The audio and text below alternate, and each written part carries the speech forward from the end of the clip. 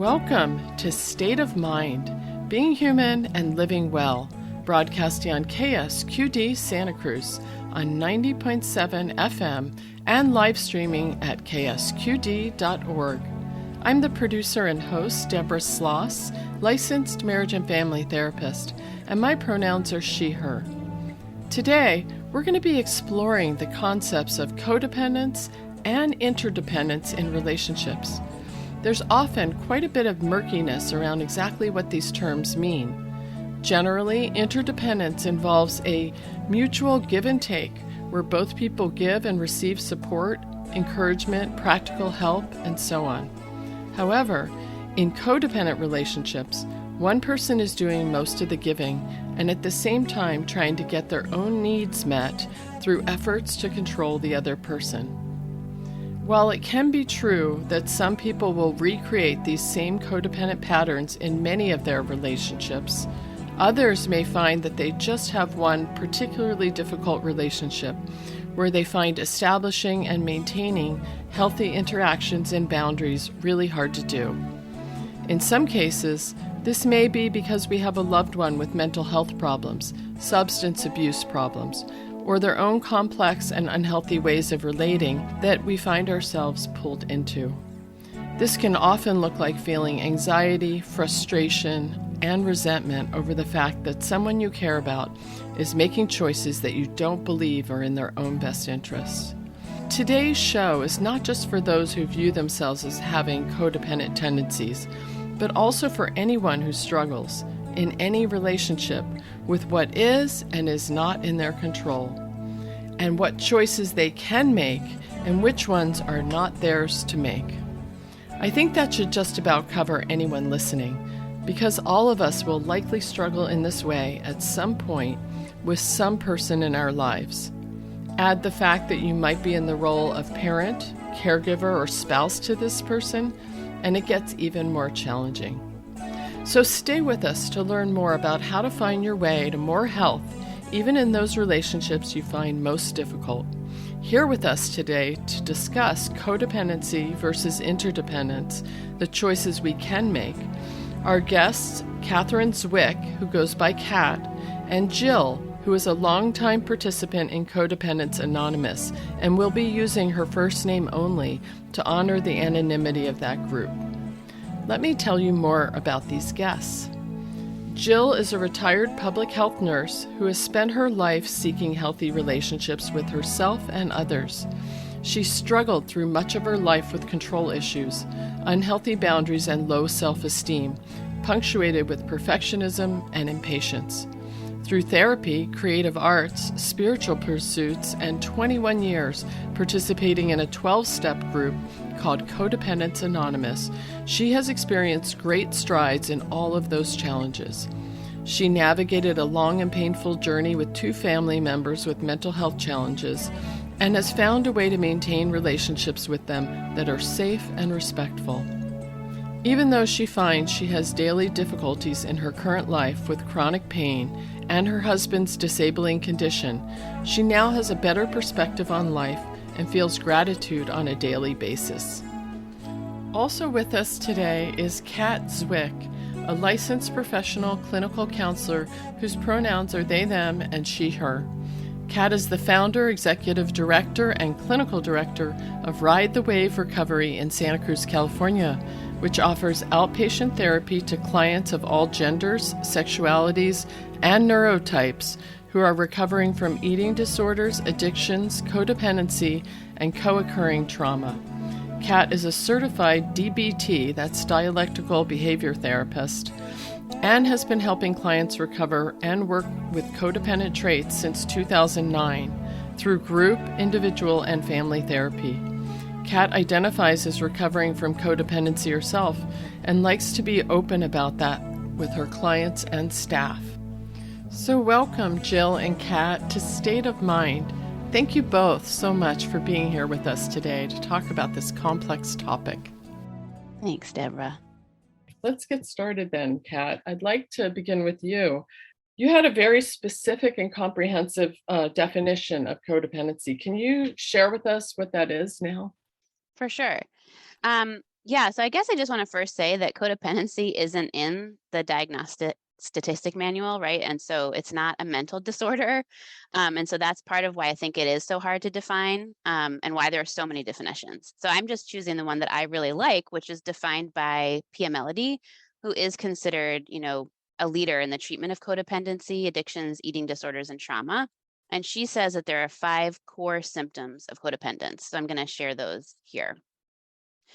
So they are difficulty with self esteem and self love, difficulty setting functional boundaries with other people and protecting oneself, difficulty owning one's own reality and defining who one is, difficulty addressing one's adult needs and wants, manifesting into self care, and difficulty being moderate or contained.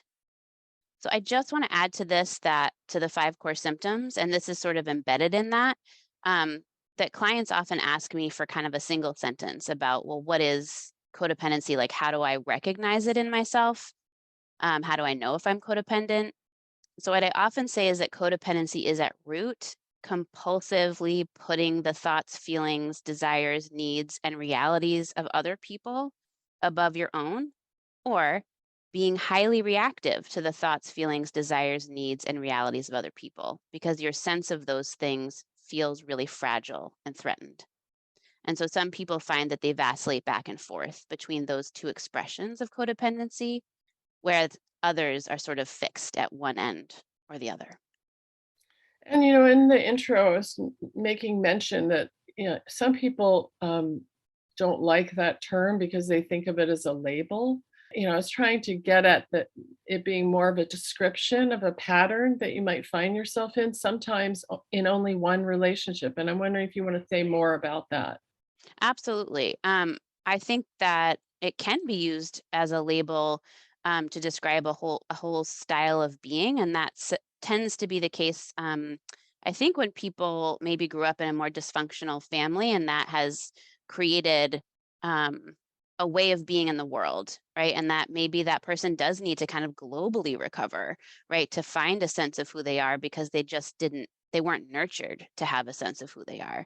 But with other folks, that wasn't the case. And so it's that they have found themselves in a particular situation where they don't know how to handle, oh my gosh, I don't know how to respond to, someone's mental health struggle or physical condition or addiction.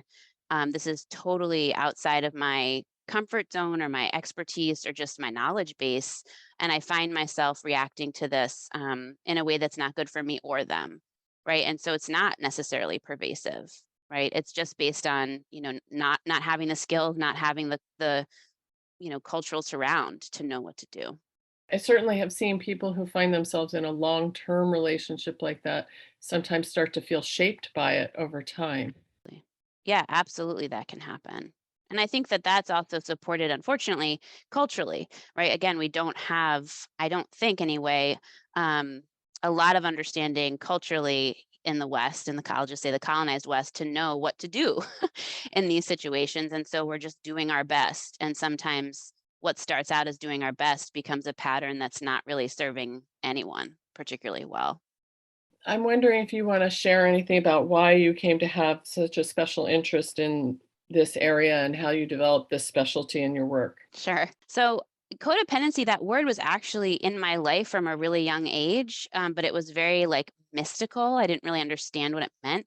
My mother was in recovery. She got into a 12-step program for addiction when I was quite young. I was actually 8 or 9, and she was in and out of her own recovery.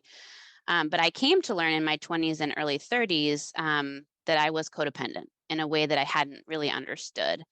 Um, and so I really did come to learn that I suffered with all of those core symptoms that I had mentioned above, all 5 of those. And in fact, some of the symptoms that I did actually think were positive and noble, like putting other people's needs and crises and realities before my own well-being. I actually thought those were positive things. And I found that this led to a tremendous amount of suffering for myself, and it actually pushed people away that I was actually trying to love. So I sought out trying to change and recover, because I really wanted to have healthy relationships and be a healthy person. And so that all, it's interesting that my recovery journey probably started, it was once I was in graduate school to be a therapist. And I'm so glad that I started to learn how to be a healthier person before I actually became a practitioner. Um, because I think it can also get us into trouble as therapists if we're overly codependent. Well, our other guest today, Jill, has been involved with Codependence Anonymous, for over 20 years. She says it saved her life. Jill, welcome. And can you share with us some of what happened in your life leading up to getting involved in CODA that was so problematic for you? Yes, and I really liked what Kat had to say with her definition, because codependency, a lot of people think of it as it's only when you're in a relationship with somebody else. And actually, you can have a lot of the unmanageability of codependency just being by yourself. That's my experience. I think of codependency as an identity disorder of extremes. So they're like human behaviors that are taken to extreme emotion, extreme feelings, extreme thoughts that lead to unmanageability. So it led to me, in my case, of always feeling either less than or more than. And I really think it happened in infancy and early childhood because it's such a compulsion. And I don't think it's something that happened to me when I was older. My parents were really good people. They weren't particularly the best parental material, and I don't fault them for that.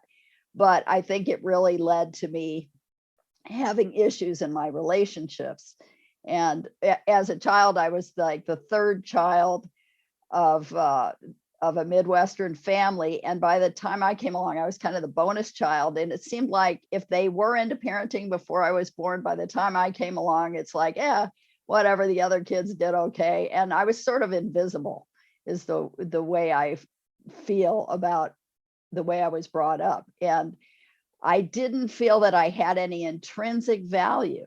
So in order to, and this is all just feeling, this is not,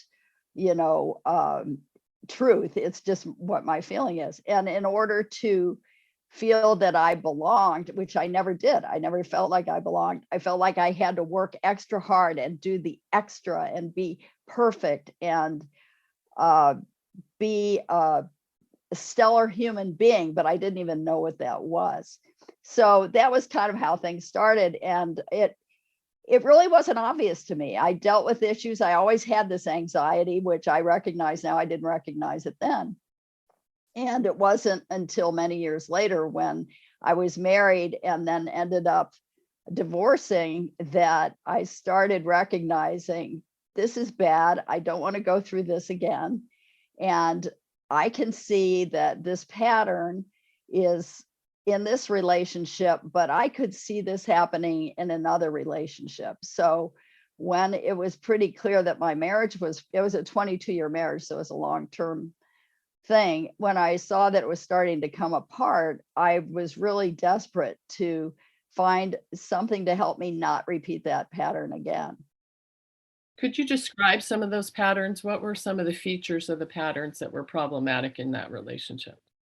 Well, the primary issue that I exhibited in my codependency was control issues. So in my relationship with my ex-spouse, I played the role more of a parent, and he played the role more of a child. And that's a very simplistic explanation. It wasn't that cut and dry. But I was the one that would try and keep everything together and do the responsible behaviors. And he went along with things. And it was interesting. My identity was wrapped up in being a wife and mother, even though I did work. And his identity was more about the things that he wanted to do.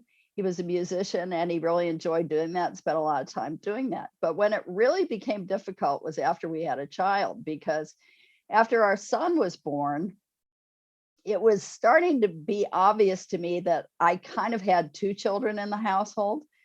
At least that was my feeling. I'm not saying that he was that way, but that was my feeling. And it was my son and my husband to some extent. And so I felt like if I didn't hold everything together, the world was going to fall apart. So there were a lot of controlling behaviors, and it wasn't good for me because it was very stressful, and it wasn't good for him either because it probably stifled his maturity somewhat, you know. And after my son got older, the extremes in our relationship issues became more and more difficult. I became more and more controlling, and he became more and more distant. And the last 10 years of the relationship were not good. And we went to a lot of counseling. And interestingly, the counselors told us that we were very codependent. And we went to one after the other, and they'd say that. And I'd say, okay, what do we do about this? And one of them, most of them offered nothing. One of them said, just knowing helps. And I said, no, it doesn't. You're the third one that's told me that. So I need tools to move on from this situation. And I didn't get them until after my ex and I separated, and I found an ad for Codependence Anonymous. It was back in the days of print. It was a classified ad. And I went to a meeting, and there was only 2 other people there. And it opened up a whole new portal in my life that I'm grateful for.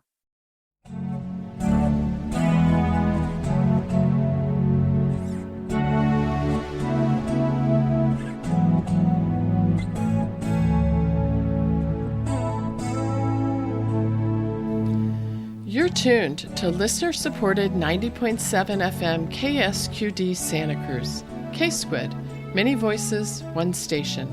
And this is State of Mind, being human and living well.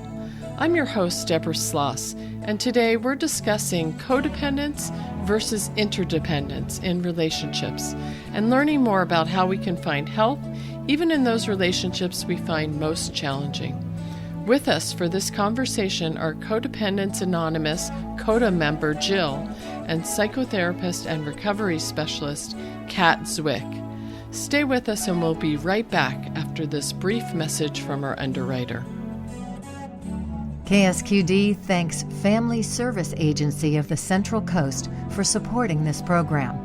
Family Service Agency provides counseling and support for people of all ages facing life crises and challenges.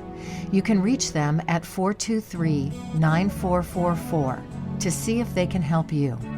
Thank you, Family Service Agency of the Central Coast, for supporting KSQD 90.7 FM. Back to our interview.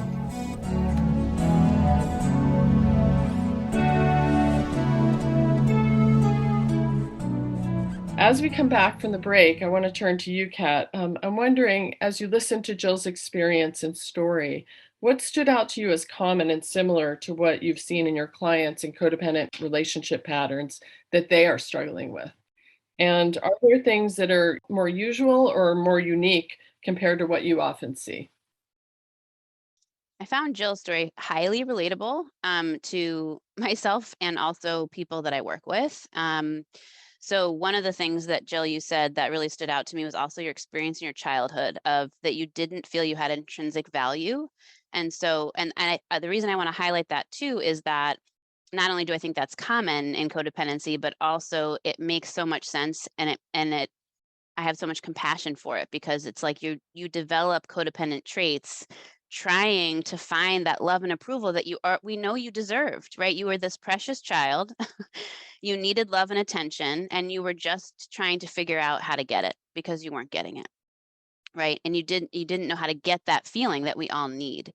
And so I think that's a very, very common refrain that I end up finding out when I work with clients is, gosh, I'm realizing I did not feel that I had inherent worth, right? I just didn't feel I had it. And so whether it was perfectionism, straight A's, or even being a rebel, right? So there's a lot of ways it ends up coming out, but we come back to that root of, I just didn't feel I had worth. And so I developed these traits. And so I appreciated that. And the other piece that really stood out in your share was control, right? At root, I think codependent behaviors, no matter what they are, even with people who feel they are not being controlling in the slightest, right?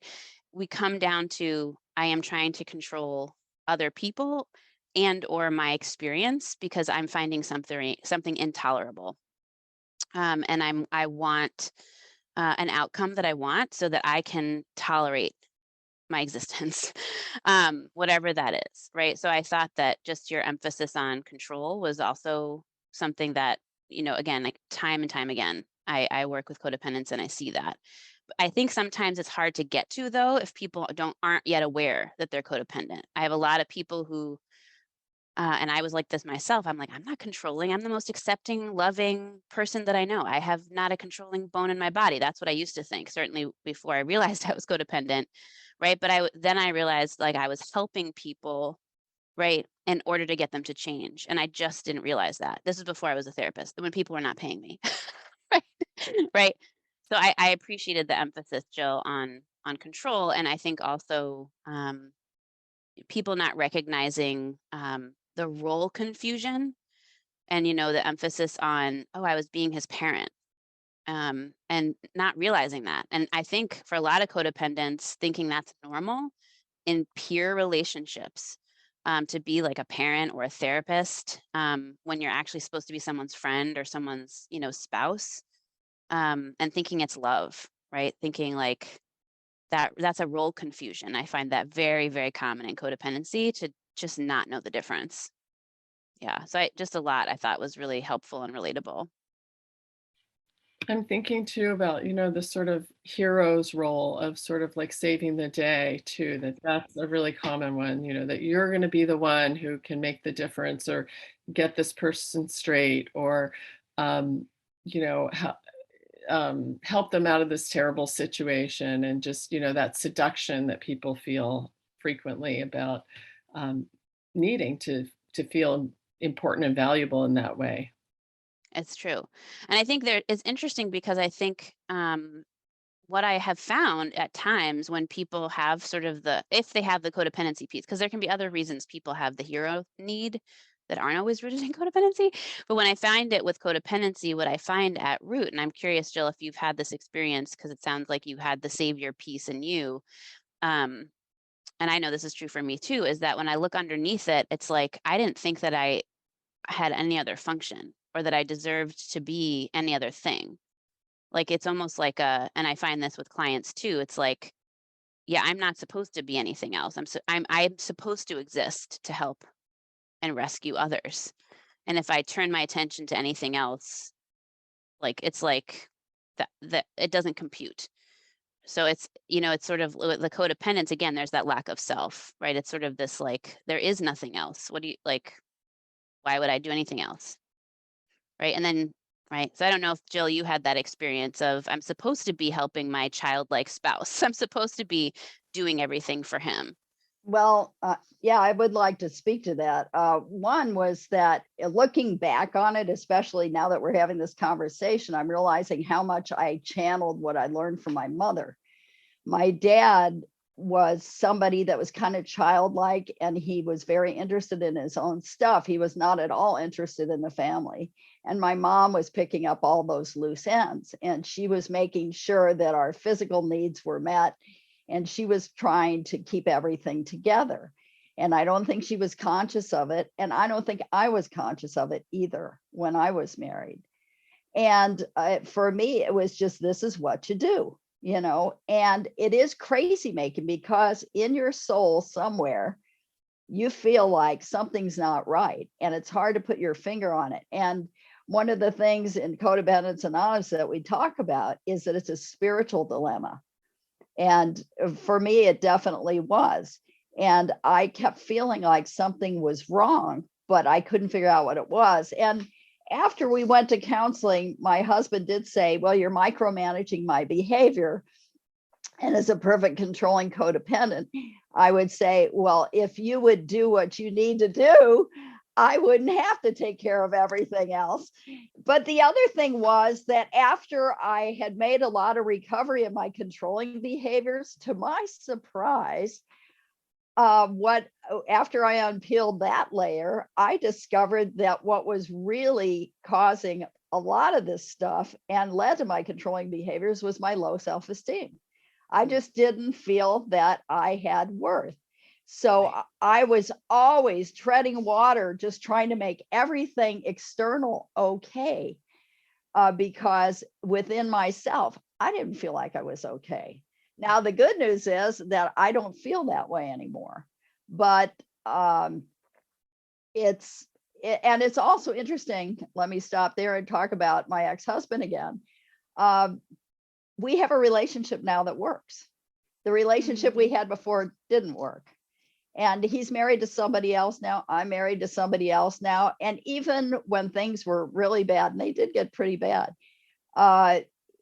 we thought that each of us deserved to be happy. And I wanted to do it within the context of the marriage because I came from a family where there were about 3 divorces per capita. And when I got married, to me, it was a spiritual event, and I never wanted to be divorced. But in the end, I discovered it takes 2 people to make a relationship work, but it only takes 1 person to sabotage it. And I was trying to do the heavy lifting for both sides of the relationship. And it didn't work. It just simply didn't work. It wasn't that I was right or wrong. It just didn't work. Right. I think that's another really big piece of codependency that I talk about with clients a lot is what percentage of the relationship are you doing? Because often in codependency, even if you're not with someone who has a mental health condition or is infantile or whatever it is, I often find with codependency, tremendous overfunctioning in relationships. They're doing 80%, they're doing 100%. They'll come in and they'll have already recited both sides of a potential conversation, right? And it's like, whoa, whoa, whoa. What about just starting with, I was having this thought or I was having this desire. Bring that to your partner and then see what happens, right? So how do we help people scale back to just 50%, right? So I think that's a really good point, Jill, about codependency is you don't have to do both sides of the relationship. You only have to do your side, and then you see what happens. This makes me want to come back and ask you, Jill, if you could describe, how did the 12-step work you did in CODA start to help you live better? Specifically, what changes did you see yourself start to make through the support and help you got from that program? Well, the first thing that came out when I went to a meeting was that the first meeting, there were only 2 people. And when they talked about the characteristics of codependency and the patterns, I realized that even though therapists would say you're codependent, none of them told me what those characteristics were. And when they mentioned those things and they told their story, I realized I felt like they'd been following me around with a notepad. And the biggest thing that stood out was I'm not the only one, and I'm not crazy. In the end, my ex had convinced me that I was a mean and awful person with that nobody could ever live with. I was absolutely convinced of that, and I didn't even know who I was. To make it even more significant, because he was a musician, most of our friends were his friends. And when we split up, my entire social life disappeared. I was also involved with a yoga group where that was a big part of our social circle. And I think the discomfort of having us split up, even though I continued to go and he didn't, people just kind of walked away from me. I literally had to start from ground zero.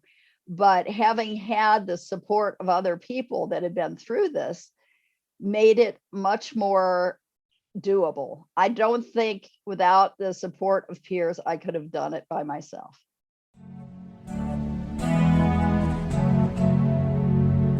You're tuned to listener-supported 90.7 FM KSQD Santa Cruz. K-Squid, community radio for the Monterey Bay.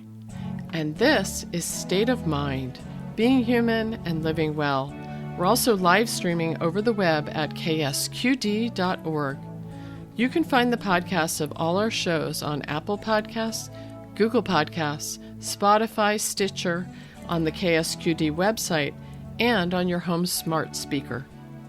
I'm your host, Deborah Sloss, and today we're discussing the complicated and often misunderstood topic of codependence versus interdependence in our relationships. We'll be learning about how to find greater autonomy and health, even in our more challenging relationships. Joining us today to discuss this are Codependence Anonymous, CODA member, Jill, and psychotherapist and recovery specialist, Kat Zwick. I want to remind listeners that every State of Mind show has a resource list. The resources we talk about today can be found on the post for today's show at ksqd.org/state of mind. Now, back to our interview.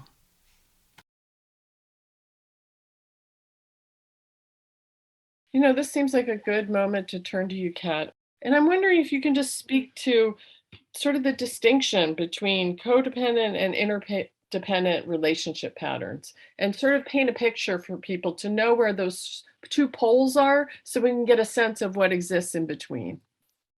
Absolutely. So I just literally took this off a website. I liked it.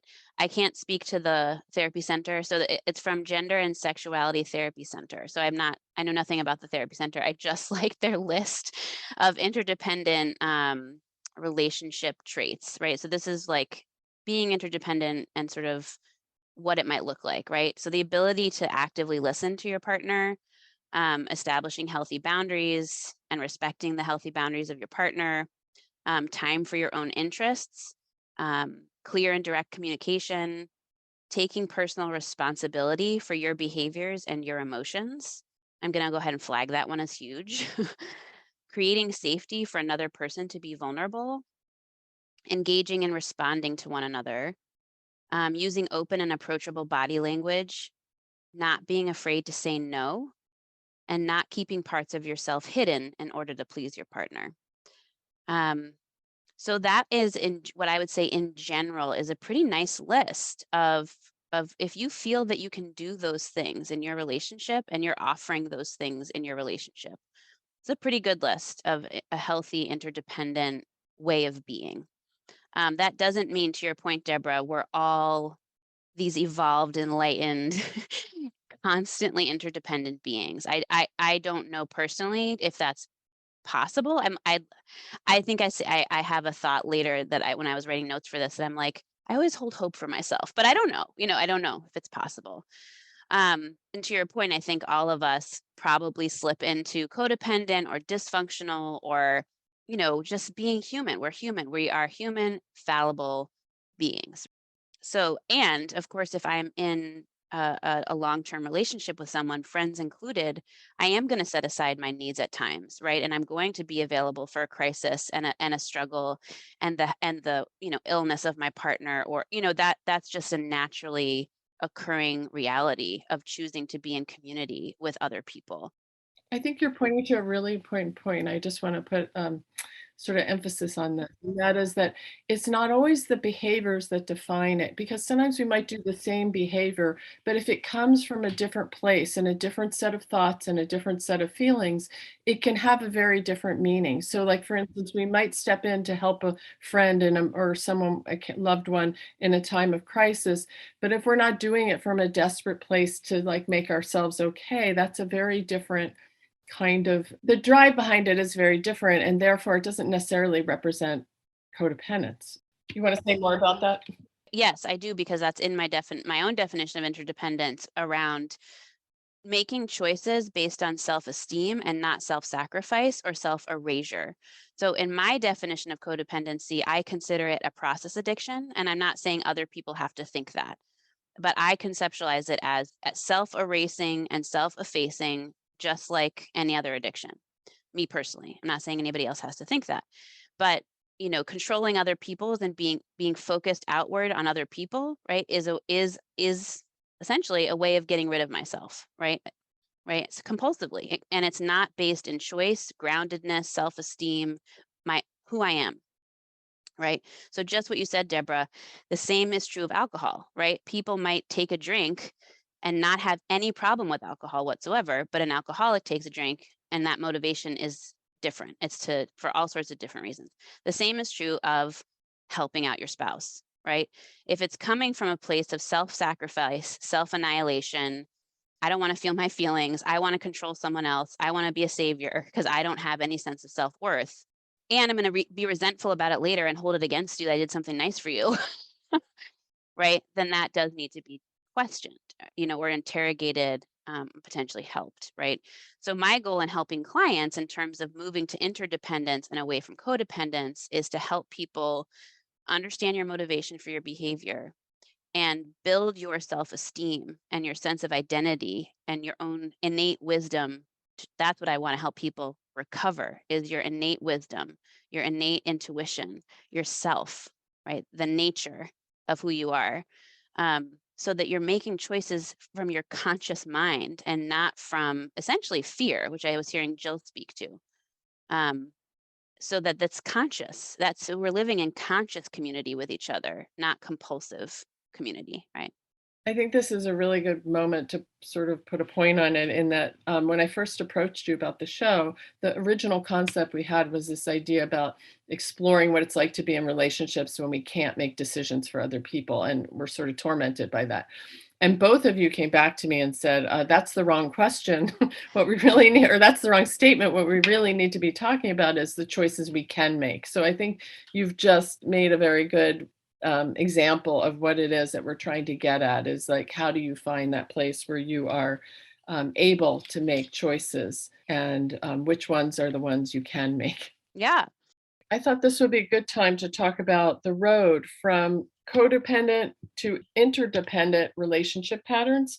And I'm thinking about when it comes to these difficult and problematic codependent relationship patterns, Kat, what do you see as some of the core aspects or steps to recovery? Sure. So I'm going to use some examples, two examples of where there is, problematic codependent person in a relationship in a difficult situation, and the person, then choosing, a more interdependent way forward, to help highlight both, actually, right? What it looks like to be stuck in a codependent place and then moving into a more interdependent place. Because we also haven't talked a ton yet about when there's actually some mental health challenges in the picture, because that does introduce some complexity.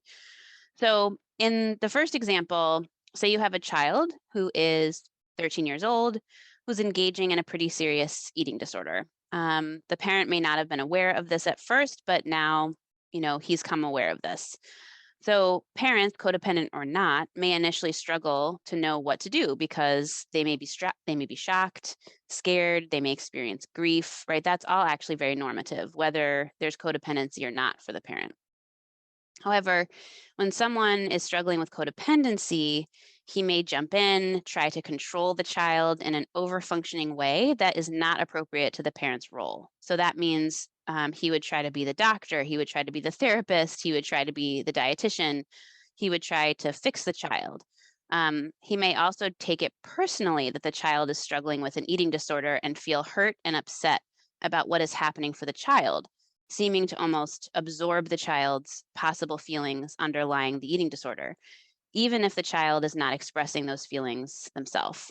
So in this type of presentation of codependency, this is only one, by the way, expression of it, the parent may really overshadow the child. And in this case, the parent is holding the reins really tightly because their reality, self-esteem, identity, and boundaries are really bound up in the experience of the child, right? It's almost like there's not much separation between the child's experience and the parent's experience.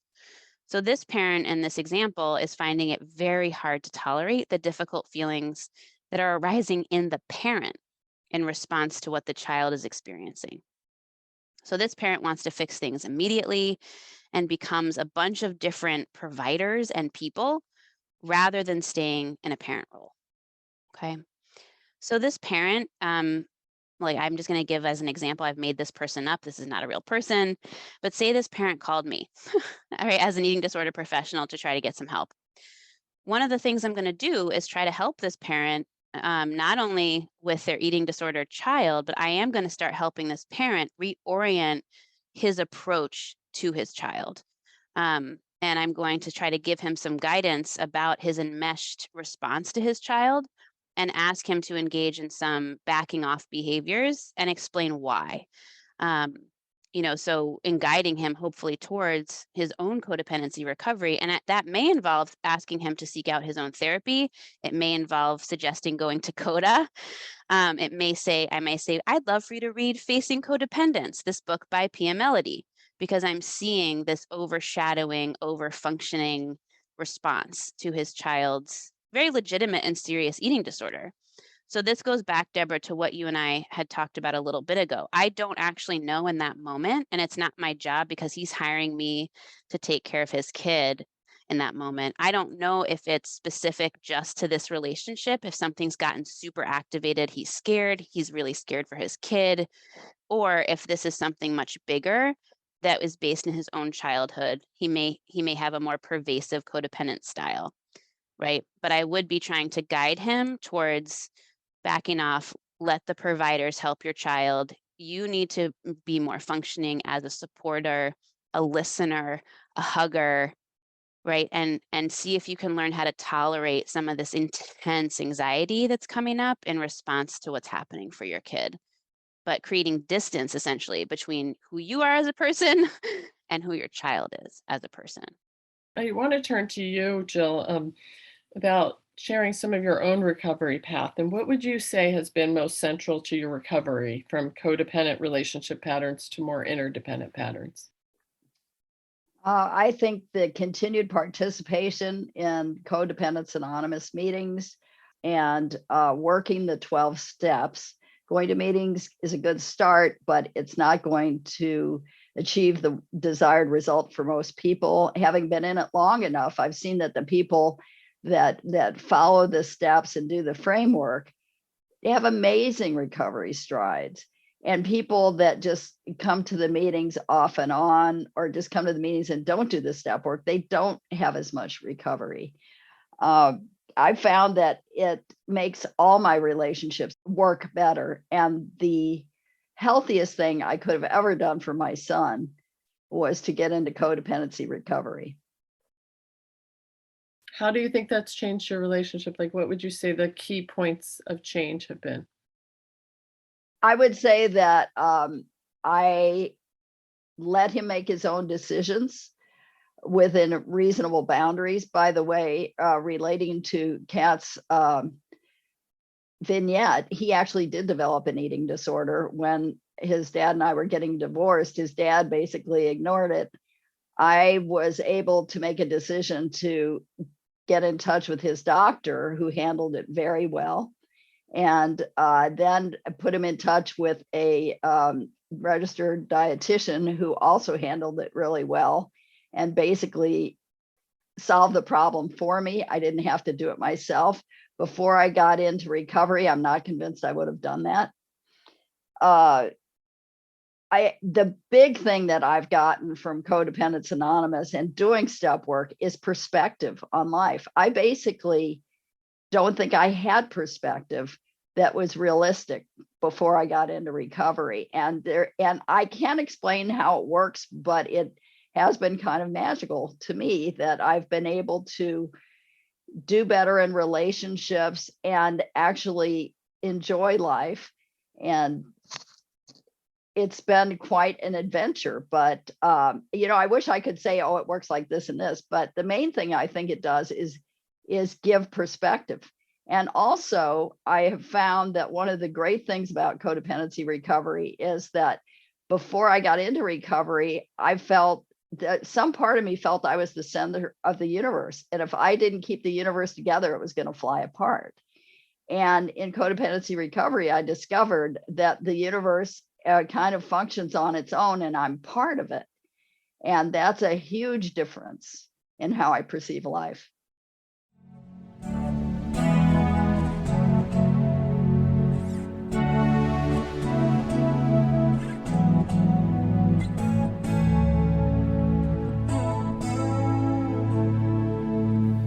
You're tuned to listener-supported 90.7 FM KSQD Santa Cruz. K-Squid, many voices, one station. And this is State of Mind, being human and living well. We're also live streaming over the web at ksqd.org. I'm your host, Deborah Sloss, and today we're discussing codependence versus interdependence in relationships. We'll be learning how we can find health even in those relationships we find most challenging. With us today to discuss this are Codependence Anonymous, CODA member Jill, and psychotherapist and recovery specialist Kat Zwick. We'll also be hearing about resources that can help in these efforts. So stay with us and we'll be right back after this brief message from our underwriter. KSQD thanks Girls Inc. of the Central Coast for supporting State of Mind. Girls Inc. offers peer or mentor-led leadership and self-empowerment programs for girls ages 8 to 18 at school sites in Santa Cruz, Monterey, and San Benito counties. More information at girlsincc.org. Thank you, Girls Inc. of the Central Coast for supporting community radio, K-Squid 90.7 FM. Back to our interview.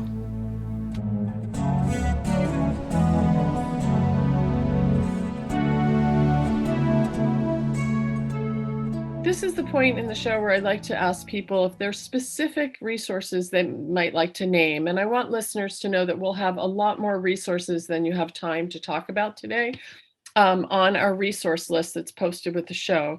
But this would be a good point if you have one or two that you maybe just really want to highlight that would be good for listeners to know about. Jill, do you want to start? Yes. One of them that's real easy to get to is codependence.org. And it is the main website for Codependence Anonymous. It is free to join meetings. They have a list of meetings, but they also have a list of printed resources if you think you might be codependent, but you're not sure and you want to explore it more. There are some links to articles. There's one person who's pretty well known in the codependency community who's a writer who I really like what she has to say, and her name is Melody Beattie. That's Beattie.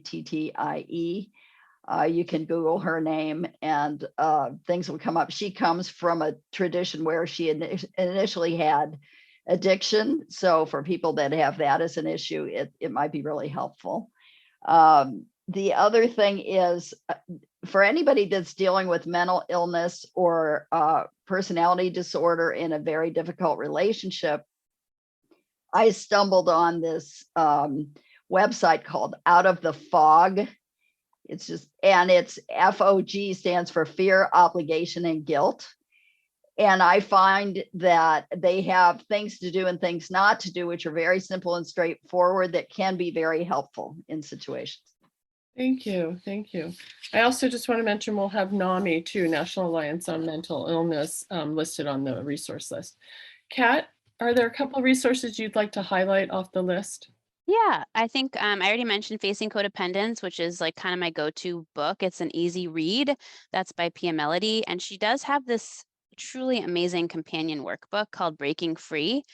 There's a lot of workbooks out there. I have to say this is one of the most comprehensive change yourself workbooks I've ever seen.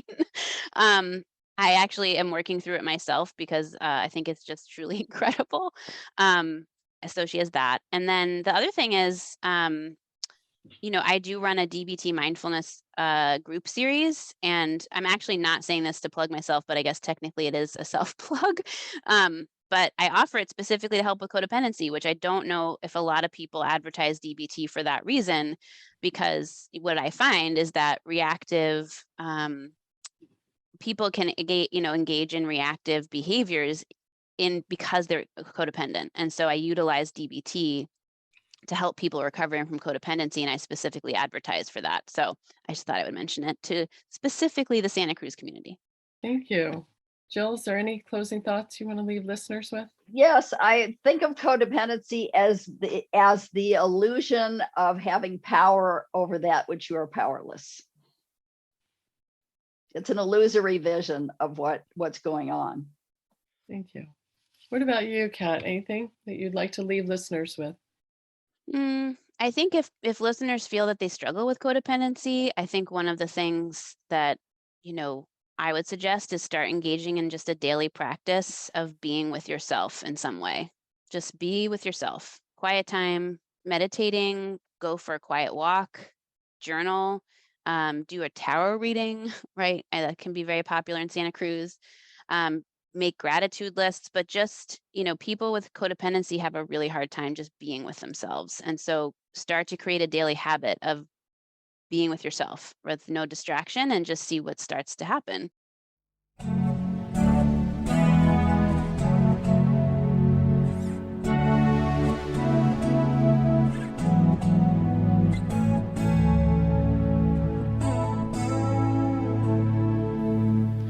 On the topic of learning how to be in more healthy relationships with others and with oneself, we heard from this listener.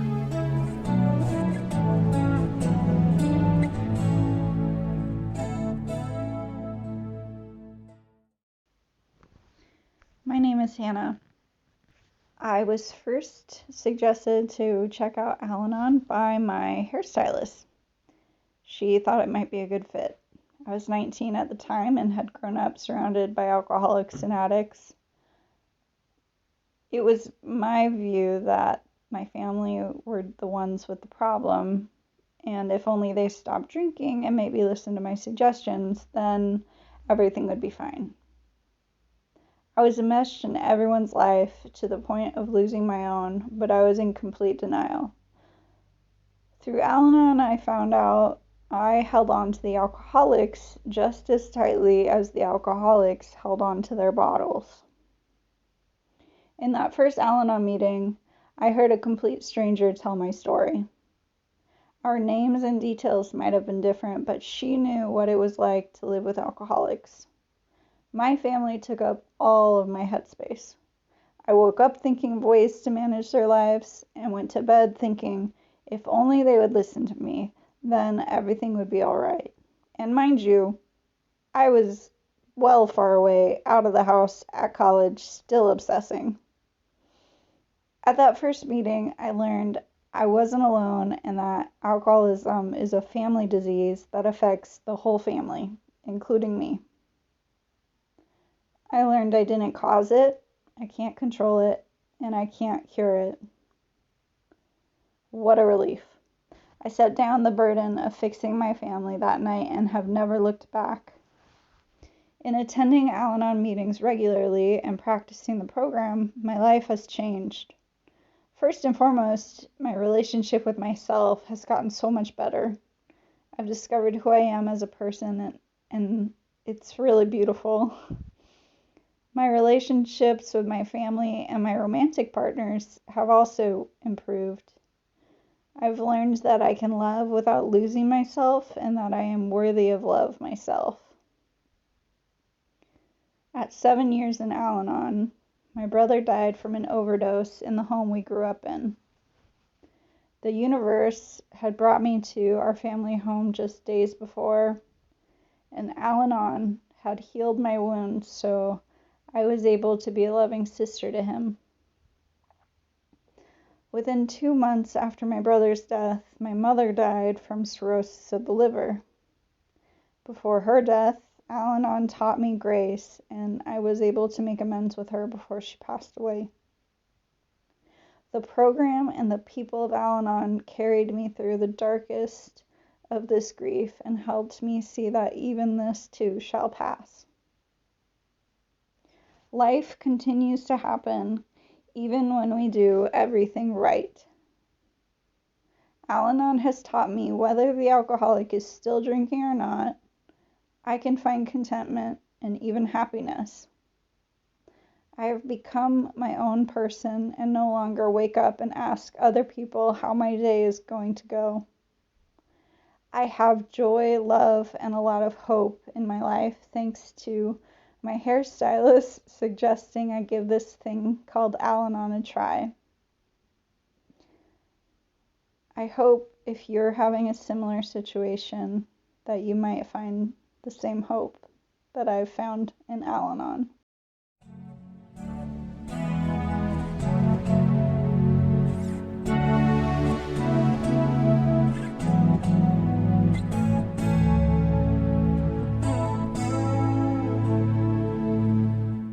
Inner Voice segments like the one you just heard is an opportunity for listeners like you to add your voice to the discussion. You can either call in and leave a message or record an audio file right on your phone. Either way, tell us about a mental health experience you've had, something that's contributed to your mental health recovery, or share a resource that's helped you. Submission details can be found at ksqd.org/state of mind. We're now looking for In Your Voice contributions for 2 upcoming shows. The first is on What is Your Soul Food? In this show, we'll be exploring the many practices and activities that our listeners do to care for their own mental health and well-being. We hope to hear about a wide array of practices. We're also looking for stories of traumatic brain injury recovery, as we're working on a show looking at the mental health impacts of TBI. If you have experience with either of these, we want to hear from you, and your voice may just be on one of our future shows.